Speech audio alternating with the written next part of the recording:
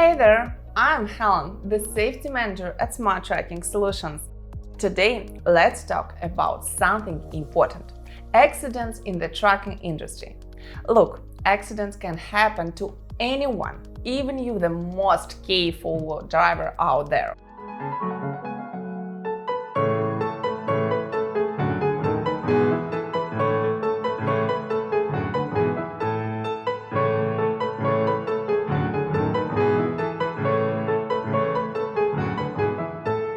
It's not just about you following the rules, it's also about the crazy stuff other drivers might pull.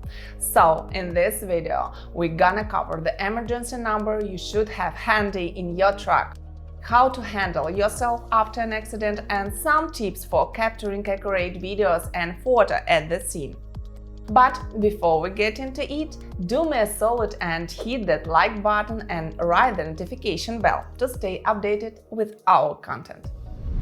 Now, having a plan is a key to keeping drivers safe and making sure they know what to do if an accident occurs. I've seen it firsthand, drivers being unsure of what steps to take after a crash. But with a solid accident response plan in place, your company can conduct proper investigations to figure out what caused the accident and come up with ways to prevent it from happening again. So, picture this. You're crashing alone in your truck and suddenly bam! An accident happens. It's a total bummer, but here's the deal: you gotta be prepared. That's why it's super important to have a list of emergency numbers in your trusted document folder. We talk about all the requirement documents in our previous video, so check that out if you need a refresher. In that video, I spelled all the deets on what info to include in the emergency contact list and the phone numbers you gotta have. Make sure to have the contact info for your company's management and safety manager, if you have one. And hey, if you don't have a safety manager, no worries, just hit us up and we'll help you out. You can also personalize the list by adding other important numbers. Now, here's the key. These contacts need to stay chill and level-handed when they get that call about an accident. No panic, okay? The first point of contact at your company should know the drill and guide you in gathering all the necessary info or the investigation. And hey, if you already got this system in place, give us a thumbs up. Alright, let's review the necessary steps that should be followed. I will now outline the initial actions that drivers need to take in case of an accident.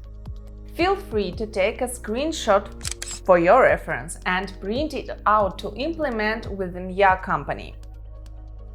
Come to a stop, even if you believe the accident is minor. Turn on your hazard lights. If it's safe, move your vehicle off the road.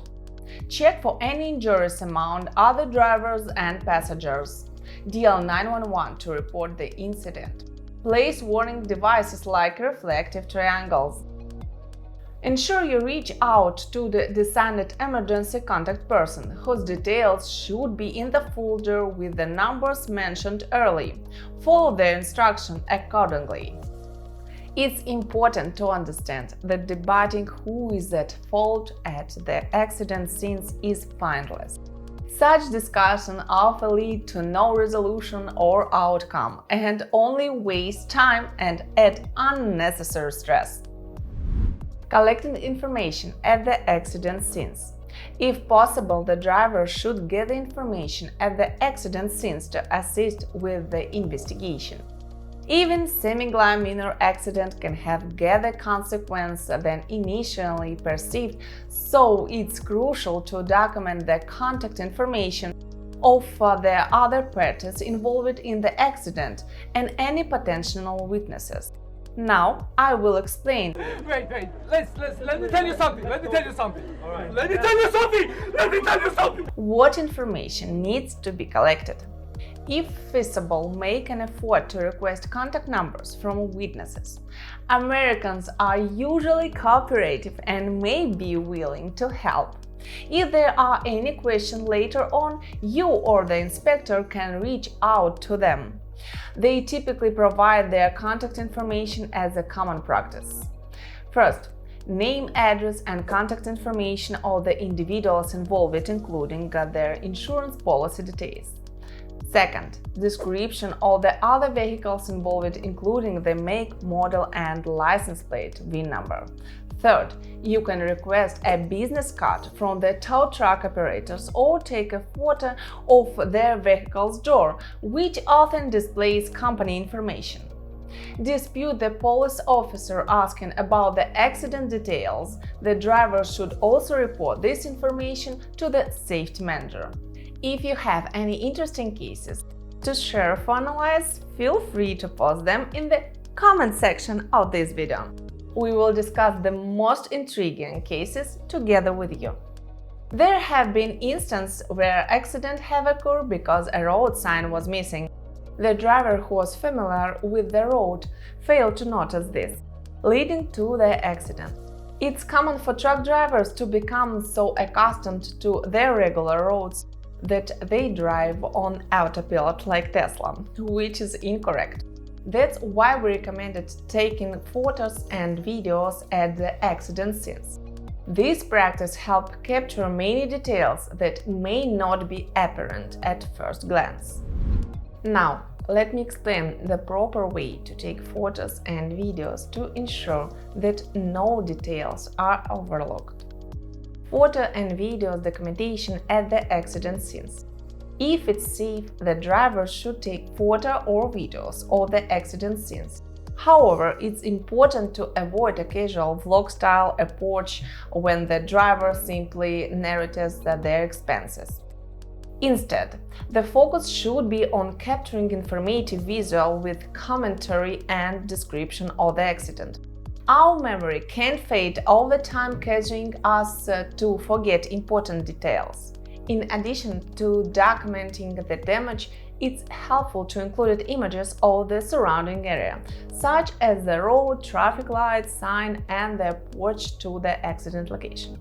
These photos can also provide valuable information about the potential witnesses or factors that contributed to the accident, such as malfunctioning traffic lights or obstructed visibility due to overgrown vegetation. Now I will share some practical tips based on our experience regarding the specific photos that should be taken. These photos will be useful when filing a claim with the insurance company. Both medium and close-up shot for all angles. The vehicle's original position before it was moved is possible. If you can safely move the vehicle to clear the traffic, take photos of its initial location first. Capturing images of traffic lights and sign if the accident occurred at an intersection. Document skid marks and any foreign objects. This can provide valuable insight into your reaction and attempts to avoid the accident. Debris on the road can also reveal important details. You might have noticed objects falling from another truck, encountered a deep collision, or witnessed someone dropping a chair while moving. In general, anything out of the ordinary should be photographed to provide context for the accident, even if your attempt to swerve or brake didn't go as planned. It is extremely important to exercise caution when collecting information at the accident scenes, as one accident can significantly dispute traffic and potentially lead to another incident. It is highly recommended to gather all necessary information before the arrival of the police, as they may instruct you to return to your truck or move it, limiting your ability to document the scenes. Oh, and here are another important things to remember. No matter who is to blame, the driver has to take a post-accident drug test within 48 hours after the accident. And if the driver called the owner afterwards, that's when things really kick into gear with the safety department and your safety manager. Sometimes drivers end up in the middle of nowhere, like the Utah desert or at state borders. But don't worry, the safety department's got your back. They'll find the closest place for you to get tested. It used to be that only the drivers at fault had to take the test, but turns out that wasn't always fair. Bring me everyone. So now everyone involved in the accident has to do it. To make things easier, keep some forms in your truck that you can get from the clinic you're partnered with. Just take one of this form or the clinic and get tested. After that, it's our job to handle the result and pass them along as needed. In my experience, I've seen a bunch of accidents, especially during the winter. You guys gotta know how slippery those roads can get when it's freezing out. And black ice aren't just some fancy terms. It means that ice on the road that you might not see, but can totally feel when you slam on the brakes or make turn. It's scary stuff and you gotta stay alert. If there's an accident in your company and it's your driver's fault, well, you can't turn back time. But it is a good idea to have a meeting with all the drivers and make sure everyone learns from it.